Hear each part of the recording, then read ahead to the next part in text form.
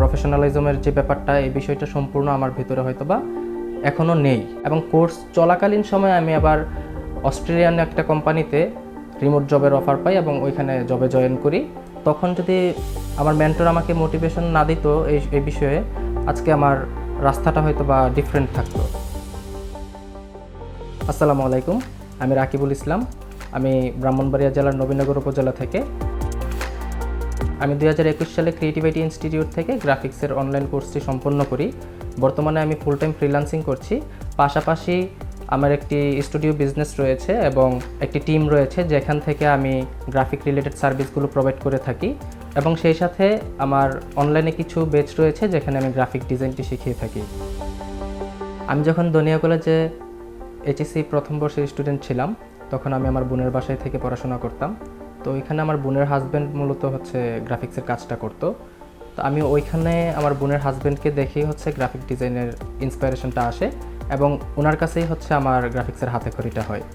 হাতেখড়ি হওয়ার পর থেকে আমি একটা চাকরিতেও জয়েন করি। আমি কাজ করতেছি, আমার কাজ ক্লায়েন্ট পছন্দ করতেছে। আমি লোকাল ইন্টারন্যাশনালি দুইভাবেই কাজ করতেছি, ক্লায়েন্টরা কাজ পছন্দ করতেছে। কিন্তু তখন তারপরেও আমার নিজের কাছে মনে হতো যে আমার একটা প্রফেশনালিজমের যে ব্যাপারটা, এই বিষয়টা সম্পূর্ণ আমার ভিতরে হয়তো বা এখনও নেই বা আসেনি, এরকম একটা ব্যাপার কাজ করতো। তো তখন আমার মনে হলো যে আমার প্রফেশনাল কোনো একটা কোর্স করা দরকার। তো সেই জন্য আমি আমার ওই বোনের হাজব্যান্ডের সাথে এই ব্যাপারটা শেয়ার করি। তো উনি আমাকে ক্রিয়েটিভিটিতে ভর্তি হওয়ার পরামর্শ দিল, কিন্তু তখন আসলে আনফর্চুনেটলি কোর্স ফি দেখে আমার সাধ্য ছিল না তখন বলা যায় যে ভর্তি হওয়ার।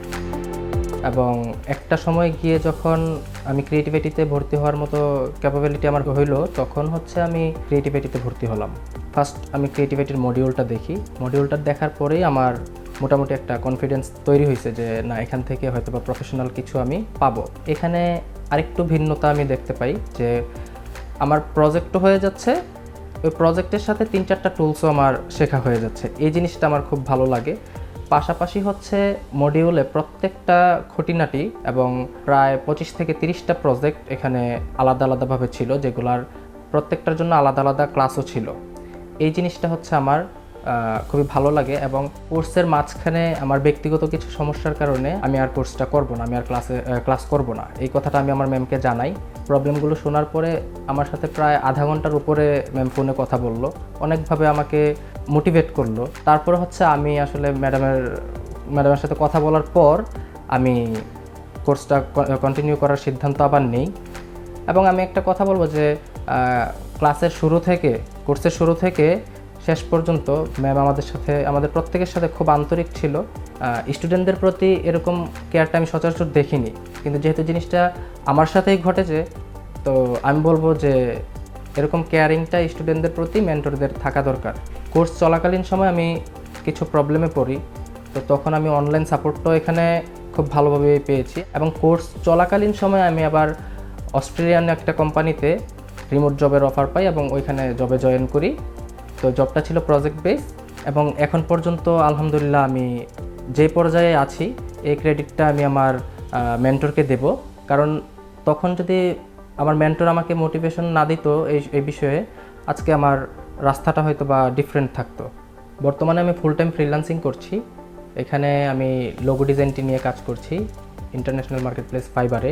পাশাপাশি আমার একটি টিম রয়েছে যেখানে আমি বাংলাদেশের ভিতরে অনলাইন ভিত্তিক লোগো ডিজাইন থেকে শুরু করে গ্রাফিক্সের যত ধরনের কাজ আছে আমি সবগুলো সার্ভিস প্রোভাইড করে থাকি।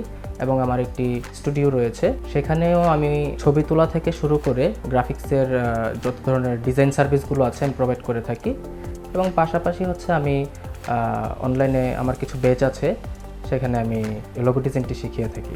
সর্বোপরি আমি ধন্যবাদ জানাতে চাই আমার ভাইয়াকে এবং আমার ক্রিয়েটিভিটির মেন্টরকে, যাদের সহযোগিতা এবং সাপোর্টে আজকে আমি এ পর্যন্ত আসতে পেরেছি।